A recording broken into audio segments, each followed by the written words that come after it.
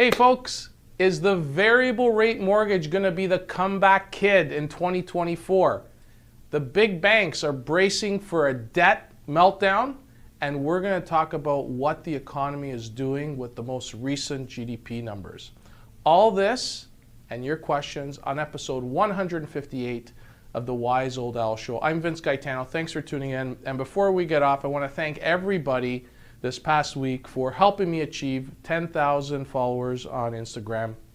Hats off to all of you for hanging in there and always providing encouragement, support, and providing DMs and content ideas that we could talk about on the show. So thank you to all of you.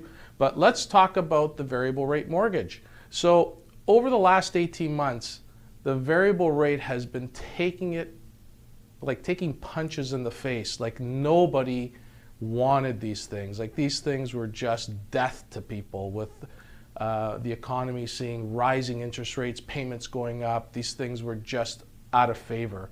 And in June of this year, I think June, July, it hit a low of only less than 5% of all mortgage originations were in variable rate products. But it looks like the tide has turned and this product is becoming a little bit more popular again for those astute mortgage clients wanting to try to time the interest rate cycle. So let me just explain. You know, those that are in variable rates and those that understand the product realize that a variable rate is a floating interest rate. It floats with bank prime, which is determined by the Bank of Canada's overnight lending rate.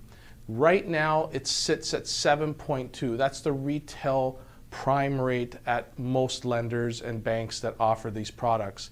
And 7.2, you know, is just a crazy number when you think that it was as low as 2.45% before rates started ratcheting up over the last 18, 19 months.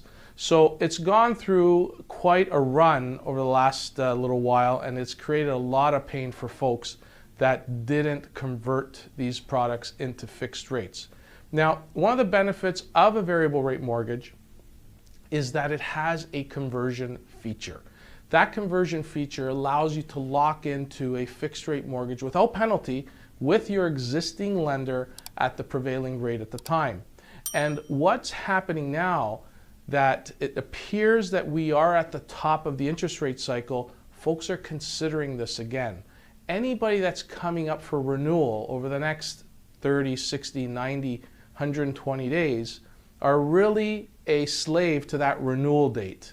And that renewal date paralyzes a lot of people. And for those that go seek help from a mortgage professional, there are options to take control of your renewal with products like a variable rate. Now, it's not for the faint of heart because the rates aren't always necessarily the greatest when you're choosing a variable rate, especially in this marketplace, because the discounts of yesteryear aren't available anymore. Those aggressive rate discounts on variables of prime minus 1, 1.1 just don't exist today. But what they do is they give you that conversion option, which seems to be becoming more and more popular as people come up for renewals at this time when rates are at the peak, and it looks like we are going to start seeing some rate decreases over the next few months on the fixed rate side. But it may not come in time for folks to take advantage of it at the renewal time. So what many folks are doing is they're considering the variable. Mind you, you have to have the stomach for it, and you have to have the ability to withstand higher payments for the short term to benefit for locking into that 5-year term when it bottoms out or it's at a more reasonable level than it is today. As most people know, the 5-year fixed rates are still in that high 5.99, 6.15 range, still pretty excessive on the conventional side. There's a lot more aggressive pricing on the insured side, but in GTA, the majority of business is conventional. It's not necessarily insured unless you're a first-time buyer buying a condo or a townhouse under $1 million. So you are restricted to conventional type pricing products, and they're kind of high.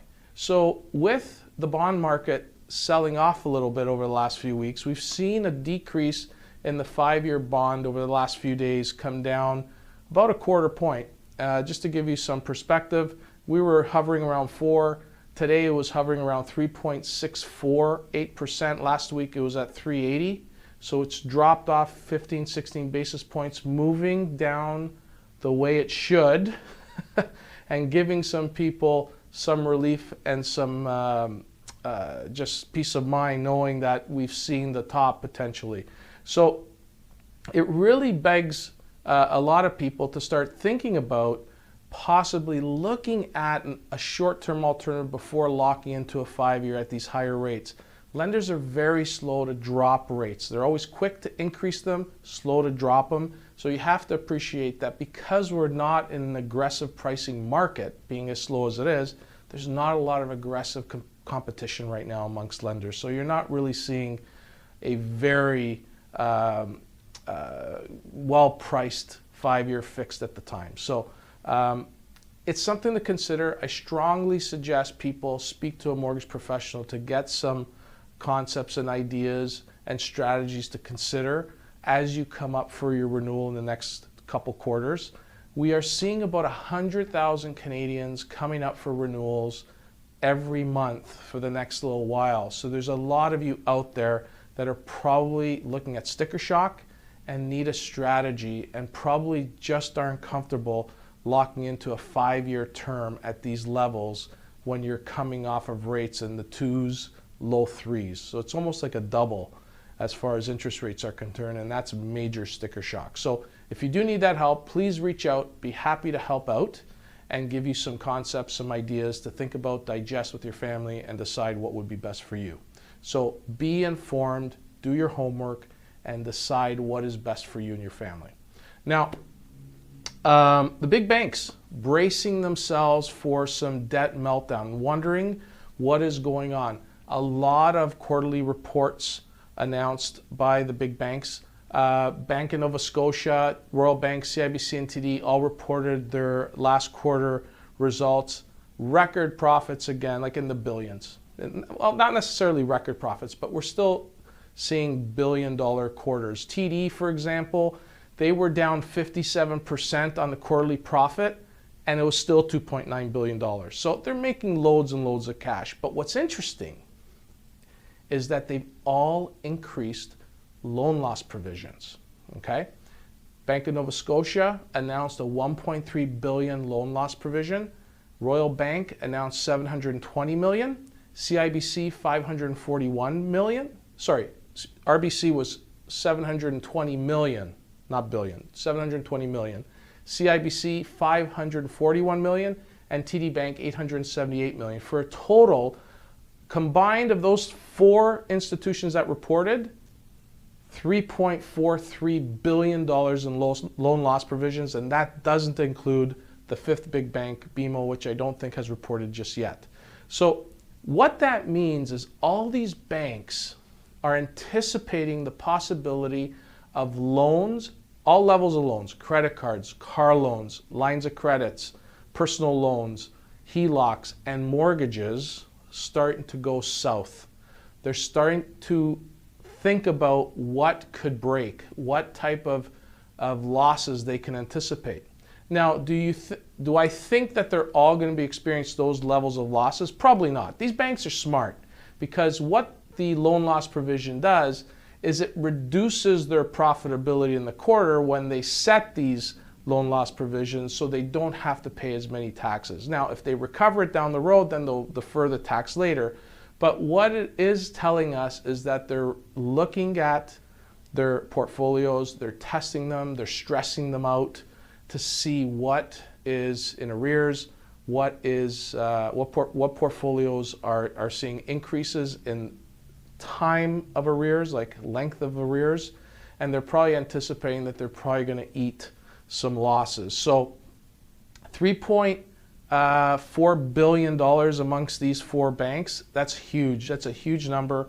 But in the grand scheme of things, when you're comparing it to the quarterly profits they're making, it's not a whole lot of dough. But something that we can anticipate is going to happen. You know, it's really interesting as we start looking at what is happening in the economy. We are seeing the economy slow. The gross domestic product numbers for the quarter were announced. We dropped 1.1% as a country, and that tells us that we're moving into recessionary territory. Okay, they readjusted the second quarter to be a positive, so they kind of readjusted that number so we don't technically have the 2 consecutive quarters of negative growth, which would put us in a technical recession, but we're pretty close, folks. We're really, really close. And to put things into perspective, we're seeing business investment down about 10%. We're seeing inventories of businesses piling up. Just on my drive over to my dad's house around the corner, I go down Seymour Avenue and down Dufflaw. Okay, I'm in the Dufferin and Lawrence area. So Seymour is a street where there's Playtime Bowl.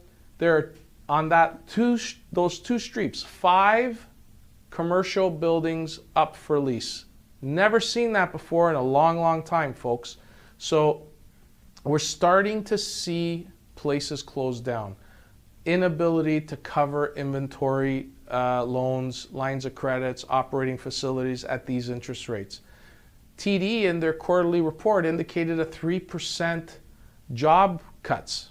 That's about 3,000 people. So if you know somebody working for TD, don't ask them how things are going, because chances are 1 in 33 of them probably lost their job. So you're starting to see the cuts, you're starting to see the pain, you're starting to see things slow down, and it's really important that people realize that the economy is slowly coming to a stall. Everybody needs to respect the lag. These rate decreases take time to flow through. And the reality is, we're going to struggle a little bit, but that's okay. If we know it's coming, that gives us time to prepare. So I encourage folks to focus on budgeting over the holidays. Pull out your bank statements, pull out your credit card statements, start identifying what you can go without. Focus on the needs, get rid of the wants, and really start scrimping and preparing for what's coming. Look at side hustles, look at part-time jobs, try to figure out how you can make it through the next 12 to 18 months so you could then see a bit of daylight once we get through this mess. Because I do believe we will start seeing some positive news on the interest rate front mid next year, and that will bode well for folks to see some relief coming, and hopefully we'll get things kicking back again. The used Porsche tracker saw a little jump this week, okay? And for those that aren't familiar with it, I use a data point of used Porsches for sale as a little indication of what is happening in the marketplace. I've been doing this since September of 2022, where every week I'll track how many used Porsches are for sale 100 kilometers away from where I sit, 100-kilometer radius of where I sit at Dufferin and Orphis, just south of Yorkdale. And when I started this exercise, we were sitting at about 940 some odd used Porsches for sale. And this week, we saw a little jump of about 30, almost 30 Porsches. Last week we were sitting at 1228. This week we're sitting at 1257. A little bit of a surprise, because I thought people were putting things away in the wintertime. You wouldn't see many of these things for sale, but we've seen a jump. And what I sense is it's an indication of people getting rid of toys, people getting rid of things that they don't need, liquidating to get rid of a payment, liquidating to free up some cash so they could get through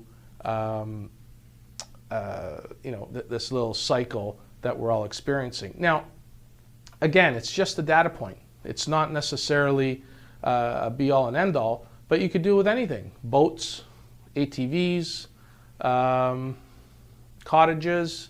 You know, we're seeing a flood of cottages on the market.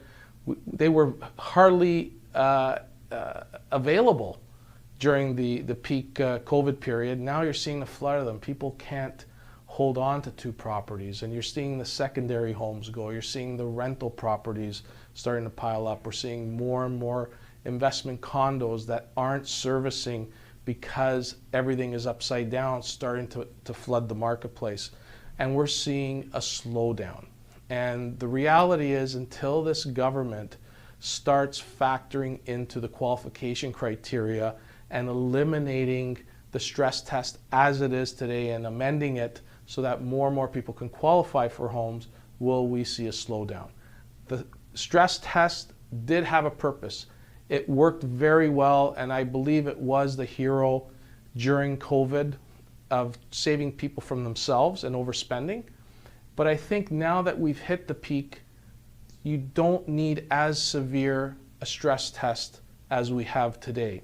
I strongly would recommend maybe eliminating the stress test for 5-year fixed products, for the sole reason that if you're in a 5-year fixed on a 25 or 30-year amortization, you have the ability to pay that down and see incomes go up over a 5-year period. That's not going to matter too much, okay, in the grand scheme of things.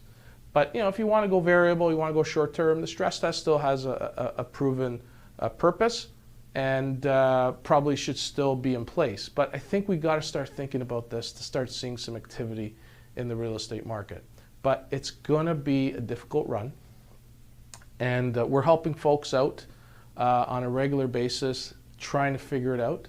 And one of the things that's been big lately are these CEBA loans. The CEBA loan are these, it's a Canadian Emergency Benefit Account that the government helps self-employed people get up to $60,000 in loans to help them through COVID. And on January 18th, 2024, they are due to be repaid. Now, if you took out the full $60,000, if you repay $40,000, the government forgives $20,000. Otherwise, you have to convert it into a repayable loan, okay? So we're seeing a lot of people scramble right now to try to repay this by January 18th. And some of them are taking out loans to try to get that $40,000 back to the government so the $20,000 could be forgiven. So it's an interesting time as to what's going on. There was a ton of these things issued. I was looking at the website this week. I think there was close to almost 900,000 of these loans were put on the books for just under $50 billion. I think it was $49.2 billion was the number on the website. And a lot of them have to be repaid. So people are scrambling, and this isn't the best time to be scrambling for cash when you're a small business or you're a business owner that's trying to get through the holidays, hopefully can come up with the cash to get that relief, because that $20,000 forgiveness would be a huge advantage to most.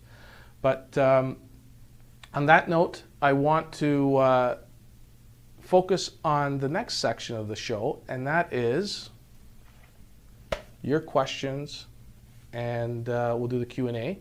So buckle up, put on the helmet. It's going to be bumpy. Let's get to the questions, okay? So let's start off with Jay Blair. Can you talk about lending spreads in a strong market versus a weak market? Okay, interesting question. In a strong market, spreads tend to be a little bit thinner. The quality of business is of higher quality. Lenders are willing to take less spread to get those deals on the books, and it becomes a little bit more competitive. When the market is not as robust, there's higher risk. There's higher risk because the quality probably isn't as good as when you're in a strong market where everybody's working and whatnot. So lenders tend to want bigger spreads. And that's why we're not seeing the decreases in interest rates just yet. Lenders still want that higher spread for the risk they're going to be taking on, because there's still that uncertainty on where these values of homes are going. We saw a few organizations, CREA, TD Bank, some analysts indicating that next year we could see up to 10% reduction in home values. That's severe. Imagine a bank lending money today at 80% loan to value, and know that next year that property could be at 90% loan to value if the values come down as projected. So lenders are looking for higher spread because of the uncertainty, and that's traditionally how it works. Next question.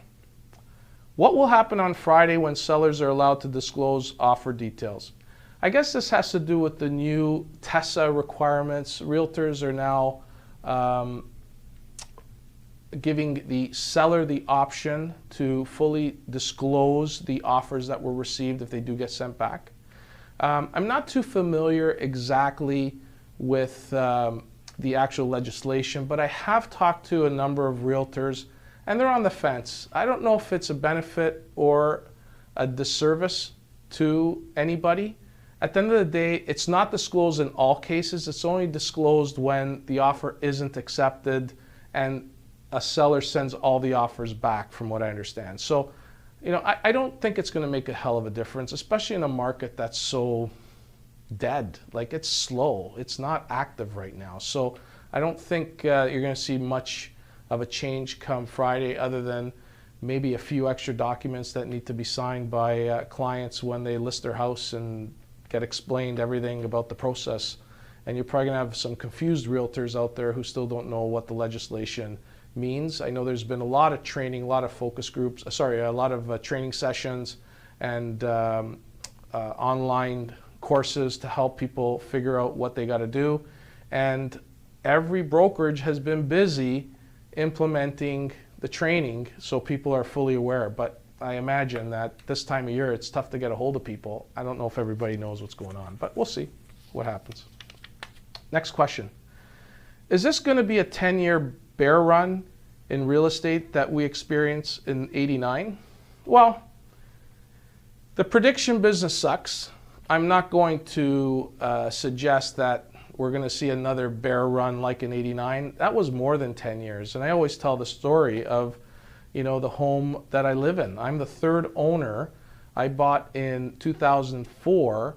And when I bought, I still hadn't paid the original sale price of that home when it was originally built in 1990, and that was 14 years. So one thing I do see an advantage this time around is that immigration will continue to be high. People still want to come to the GTA, and because the GTA is a recipient of the majority of immigrants, that will eventually drive people to want homes, okay? And because they can't build them fast enough, and as much as all levels of government are throwing as much money as possible to the acceleration of building homes, it's not gonna fucking happen. So the reality is we will probably have a bear run that's not gonna be as extensive as the one in '89. It'll probably be shorter because of the immigration issue. Hope that answers it. Seb 735, does a 30-year amortization lower monthly payments? Yes. So when you extend the amortization from 25 years to 30 years, what you're doing is you're stretching out the repayment of your mortgage for an additional 5 years. When you do that, you actually lower the amount of principal and the amount of principal that you pay is less because you're stretching it over an extra 5 years. So yes, you are stretching, you are lowering your payment by doing so. Not the best idea, because you're going to be paying more interest. So what people need to understand is just because you're stretching out and lowering your payment doesn't necessarily mean you're saving money. You're actually paying more interest for a longer period of time, and it doesn't work in your favor from a profitability factor to the bank. So speak to a mortgage professional that will explain to you the pros and cons of amortization extensions, the benefits of making lump sum payments, the benefits of bi-weekly accelerated payments, and all that fun stuff that is probably the highlight of excitement in mortgages. That's about it. Everything else is boring. Next question. Now that rates are stopped, what do you think will happen now with rates in the BOC? Well, we don't know that rates have stopped. There's suspicion that they'll stop and be paused, but it's always important to know that data is going to drive decisions. Inflation still needs to come down to that 2% target rate that Tiff Macklin and the Bank of Canada gang wants to see. We still need to see unemployment creep up. We need the economy to stall. Sadly, we have to suffer in order for things to get better. okay? And unfortunately, that's how we're going to get there. Now, what will the Bank of Canada do is anybody's guess. But every indication by experts, economists, analysts are suggesting that rates will probably start being cut if everything works out in the middle to third quarter of next year, okay? As far as how much, how deep, how fast, who knows, okay? It's all going to be determined by the data and what this economy does and what indicators are going to give the government confidence to reduce rates. Now, one thing Tiff Macklin mentioned on a few occasions in his press conferences at after the last Bank of Canada meeting is that he didn't want to repeat what happened in the 70s. And in the 70s, they reduced rates too fast, and it caused inflation to pop again. And he mentioned that a few times, so my indication and my opinion is that he's not going to be cutting rates fast. He's going to make sure that the data on inflation and the other indicators he's looking to gain insight from will be consistent and sticky, and he's not going to pull the trigger until he's confident that's happening. But then again, who knows? Last question. How do you see the real estate market next year? If you are buying, it's really important that you're in control. You need to understand that you are in control of the process, not the seller. There's very few properties out there that are desirable and priced properly. We're still seeing a disconnect between expectation and reality with sellers, okay? And buyers got to be patient. If you need a home, you're probably going to get a good deal next year, because I think as payment shock comes into play over the next few months and quarters, you're going to see more and more people struggling to make payments. And most of them who are bright are probably going to get ahead of it and try to sell before it gets too bad, okay? We are seeing an increase in power sales. We are seeing an increase in people being forced to sell, but it's not at levels that are alarming yet. We're seeing a significant increase, but we're still at, a reasonable level. It's not bad, okay? So be patient. Get a realtor who's honest, who is patient with you, and is looking to find deals, because you shouldn't be overpaying in this marketplace. And that will lead you down a good path, and you could buy with confidence, with choice, and get those financing inspection conditions in that offer, because that protects you and puts you in control. If a realtor is telling you to go in firm on a property that's been listed for 30 days and there's no fucking bidding war, get rid of them. They're not working in your best interest. So it's important that you understand that you're working with somebody that's understanding of the situation, knows that you're in control, and is going to look out for your best interest. I think that's fair. Now, I want to point out something that is really bothering me, and that is the number of folks that are using food banks in Toronto. We are going to see, by the end of this year, 3 million visits to food banks in the GTA. Unprecedented, never seen before. I read a stat that after housing, utilities, the average food bank user has $6.67 left in their pocket per day. If they have to go to work and pay TTC, they got about 7 cents left to eat. 31% of people that use food banks go days without eating. The holidays are near. If you have the ability to help out, I encourage you to please visit your local fire station, drop off some non-perishable goods. They'll get them to the Daily Bread Food Bank. If you have a food bank in your area, go there and drop it off. But I encourage you to use the fire stations. There's a lot more of them. They're not going to make you feel uneasy if that's something you can't really stomach, watching people line up at food banks and that could bother you. Just go to your local fire hall, drop them off. They'll bring them to the Daily Bread Food Bank and help people in need. Please do your best to help out and do your part. And I wish everybody well. We'll see you next week, and thank you for tuning in to the Wise Old Owl Show. Subscribe, hit a like, share if you can. I'd really appreciate it. Take care.